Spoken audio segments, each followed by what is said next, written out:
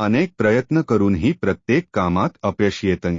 मनात विचार येतोय की माझं नशीब खराब आहे. थांबा. निराश होऊन खचून जाण्यापूर्वी स्वामींचे हे शब्द एकदा नक्की ऐका. म्हणतात, बाळा, सोनं जितकं आगीत जळतं आणि घणाचे घाव सोसतं, तितकंच ते शुद्ध आणि मौल्यवान बनतं.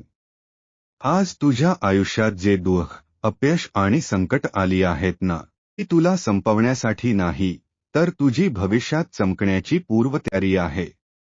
तुझं नशीब मुळीच खराब नाही, तर हा काळ तुझी परीक्षा घेत आहे. हा योग्य वेळ येईल तेव्हा मी तुला तुझ्या अपेक्षेपेक्षा कितीतरी पटीने जास्त देईन. फक्त माझ्यावर विश्वास ठेव, धीर धर आणि कर्म करत राहा. मी सदैव तुझ्या पाठीशी आहे.